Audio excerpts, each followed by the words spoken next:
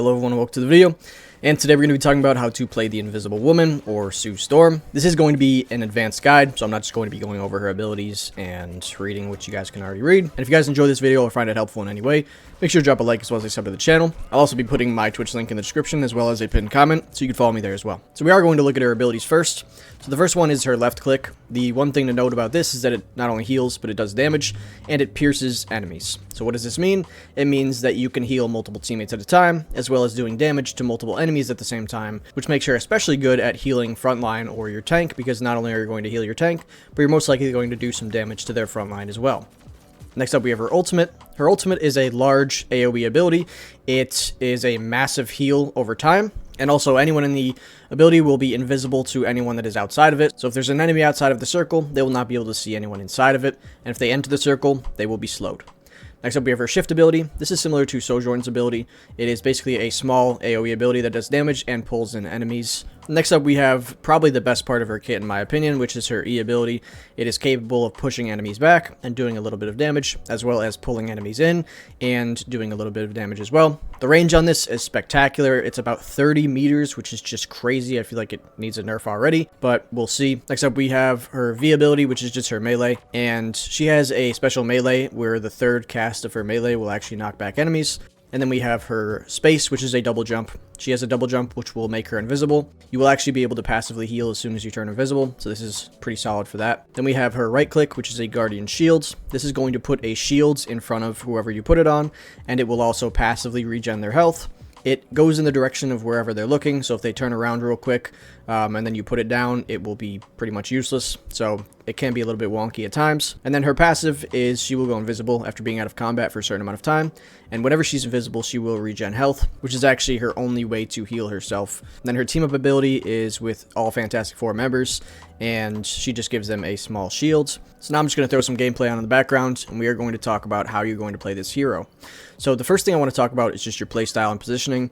You definitely want to be in the back line, as most healers are, but I find myself wanting to be a little bit closer than I would on someone like Luna Snow, just because she has so much survivability, and I want to be able to disrupt their tank and constantly be pulling him, as well as pulling people off high ground and doing what I need to do. And if I'm way too far in the back, I won't be able to get as much value from my E, and the main thing you're going to want to be doing with your E ability is just irritating the enemy team, constantly disrupting them, and also just watching out for ults in general, but we'll talk about that more later. But overall, you do want to be a little bit closer than you would on other healers, but still in the back line and safe.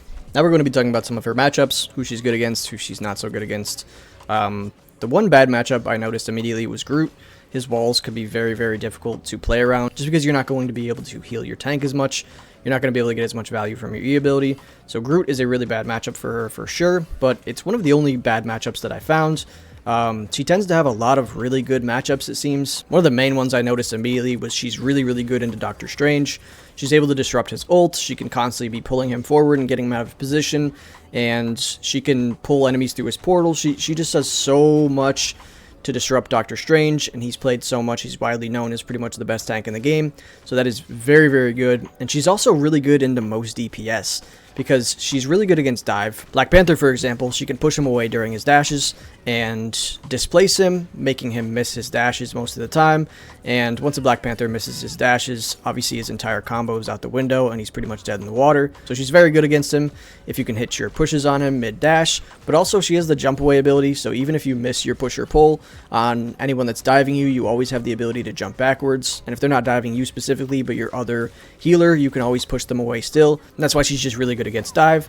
But she's also good against any backline DPS, someone that might want to hold a high ground, someone like Punisher, Hela, Hawkeye, because you can pull them off high ground. Even Moon Knight, you can pull them off high ground and pull them out of position, and it's very, very good for that as well. So I feel like most of her matchups in terms of DPS are pretty solid. Now we're just going to talk about the uses of some of her abilities, matchup based, like specifically in game, how you're going to be using these abilities at all times.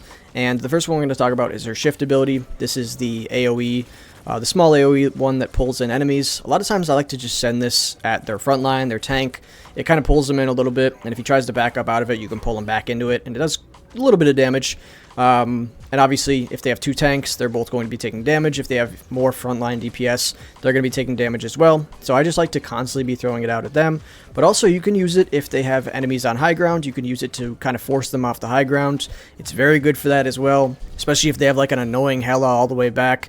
You can throw it at her, constantly be throwing at her. It's going to force her to reposition like all the time, which is going to be very, very irritating for her. And that's something Sue is really, really good at. It's going to be very irritating to play against. Her shift is also really, really good into Punisher, because when he throws up his turret, he is completely stationary, so you can just throw it directly at him. And that's really, really good too, because you're going to get a lot of damage on him, pretty much half of his health bar, without him really being able to do anything. If you are getting dove, you could also throw it at your feet. It does quite a bit of damage, and like I said, she's just really, really good against dive in general. So the next thing we're going to talk about is her E ability. There's a million uses. I couldn't even go over all of them in this video, just because there's probably so many that I don't even know.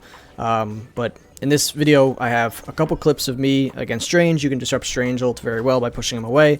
But a lot of times when I'm using this ability, I will constantly be pulling their tank forward, because it's just very valuable to get the tank out of position, even if it's just for a second.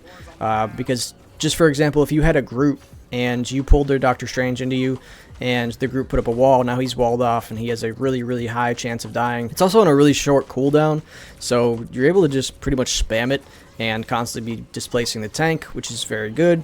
You can also, like I said before, use it on backline heroes. If there's like a Hela or a Punisher abusing high ground, you can just constantly be pulling them off high ground. It can be very irritating for them to deal with, because like I said, it forces them out of the position that they're already in, and they will have to either use an ability to get back to it or move to a new spot entirely. And when you combo that with your shift ability, you can constantly be disrupting their backline DPS from so far away, and really with no risk to you at all. Another little situational use of the E was actually in this video as well. I was able to pull a Doctor Strange away from our ulting Hela. A lot of times when you're playing with a Hela, if she's not banned of course, and they have a Strange, the Strange will always like fly up in the air, throw up a shield, and try to block the entirety of the Hela ult. But you can just pull them away from it, and it will allow your Hela to get value from her ultimate, which is something no Hela player has ever had because of Doctor Strange. So now there's finally a way around that. And you can obviously use the push as well. A lot of this is very situational. You need to see the game flow, you need to see if people are using ults and whatnot. Like if there's an ulting Magic, for example, you're obviously going to want to push her away. Or if you're getting dove by a Wolverine, you want to push him away as well. So it's really situational. You just need to be aware and be able to make that decision when it's happening between whether you're going to push or pull. So you really need to try to not panic and just make the right decision when it comes down to it. I also do have a small tip for her double jump, because if you're jumping left and then double jump left as well, you are going to be on a predictable pattern, so it would increase the likelihood that you actually get shot out of your invisibility. So to kind of avoid this, you can jump left and then double jump to your right, and then that way it will be a little bit more unpredictable and you have less chance of being shot out of your invisibility. And lastly, we are going to be talking about her ultimate. Her ultimate is very, very good. It can be used similar to a Luna ult or a Mantis ult in terms of defensively, so you can totally use it defensively if they're dropping a lot of ults. You can throw it down, or if they use it in a Mantis ult and they try to push forward, you can throw it down totally. But another really, really good use of it is using it to go offensive.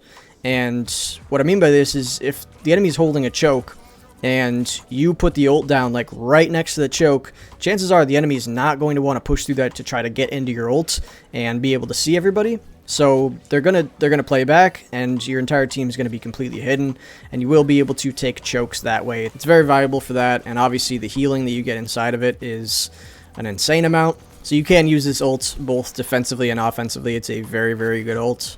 That's pretty much it for today's video, so thank you guys so much for watching. I most likely missed some things. Like I said, she's very, very new. She just came out yesterday, but I still felt like I would share some of the ways I've been using her and finding success with her. Maybe I can help you guys do the same. But again, that's it for me, so thank you guys again for watching, and I'll see you next time.